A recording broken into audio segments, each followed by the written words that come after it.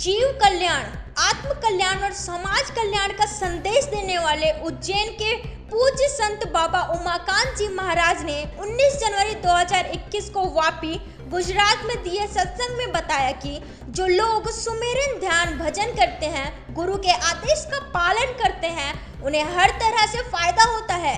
जैसा गुरु ने कहा है कि शाकाहारी नशा मुक्त रहो, नियम संयम का पालन करो। जो इन सब आदेशों का पालन करता है उस पर गुरु की दया होती है। जो सुमिरन ध्यान भजन बराबर करते हैं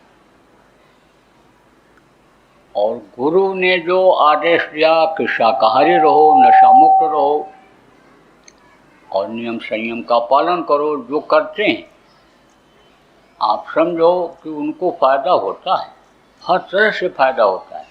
क्योंकि ये एक ऐसी चीज़ है कि इसी से आप समझो कि सब बन जाता है, दीन भी बन जाता है, दुनिया भी बन जाती है। वो था ना एक आदमी बड़ा गरीब था, उसकी माँ अंधी थी, कोई औलाद भी नहीं थी, बहुत दुखी रहता था। तो कहा कि भाई क्या करें, तो कोई मिला तो कहा कि विष्णु भगवान पालन करता है, वो सब कुछ देने वाले हैं। विष्णु भगवान पालन का ही काम करते हैं, यानी जो चीज़ें लोग नहीं दे सकते हैं, यहाँ नहीं मिल सकता है, उसको भी वो दे सकते हैं। तो कहा कि उनको तुम खुश करो, पूजा करने का तरीका बताया, खुश हो गए, अंतर में दर्शन दिया, बोले एक वरदान तुमको मिलेगा, मांग लो जो तुमको मांगना है। कहा भाई समस्याएं बहुत हैं, एक वरदान से कैसे काम चलेगा।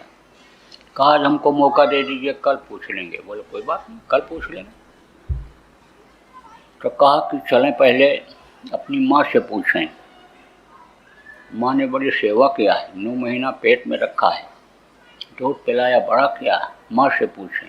माँ से पूछा, माँ ने कहा कि मेरी आँख मांग लो, मैं भी दुनिया देख लूँ, मैं तो जन्म की अंधी हूँ।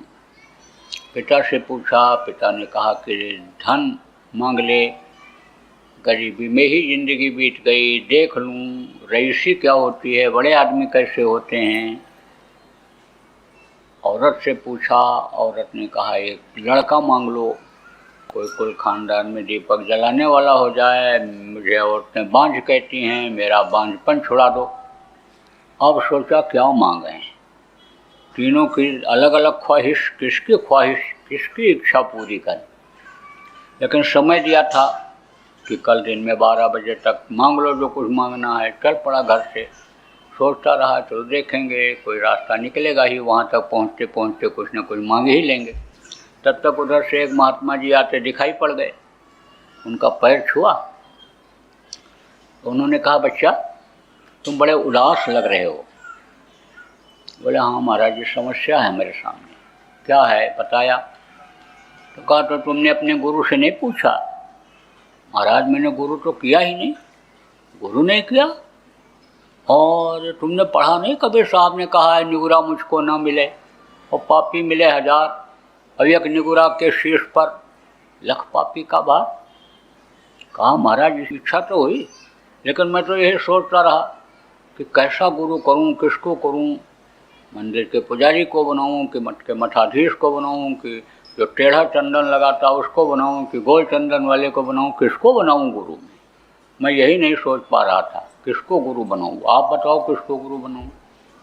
तो उन्होंने कहा तुमने गुरु का मतलब नहीं समझा।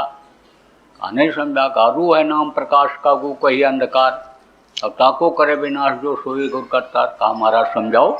तो कहा इन बारी आँखों को बंद करने पर जो अंतर में उजाला ला दे वो सच्चा गुरु होता है, समर्थ गुरु होता है। तब बोले हाँ ये बात आपकी समझ में आई। महाराज ये तो किसी ने बताया नहीं, ना मैं सुना था, तो क्या मेरी आंख बंद करने पर अंतर में उजाला हो जाएगा। बोले बिल्कुल हो सकता है। अब उधर समय हो रहा था 12 बजने का, तो उसने सोचा कि अब इन्हीं को हम गुरु बना लें।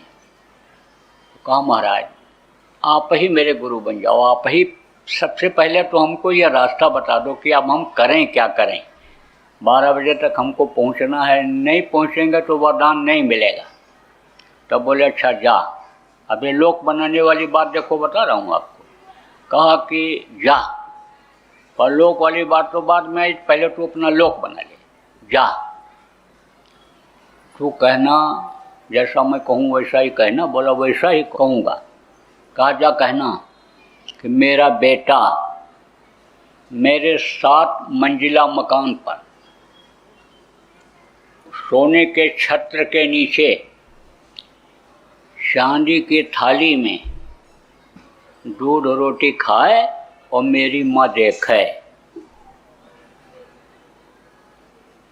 अब आप देखो, रुपया नहीं होगा, 7 मंजिला मकान कहाँ से बनेगा, सोने की छत्र कैसे लगेगी, चांदी की थाली कहाँ से आएगी, तो धन भी हो गया। और लड़का नहीं पैदा होगा तो खाएगा कौन रोटी, और माँ की आंखें नहीं होंगी तो देखेगी कैसे माँ।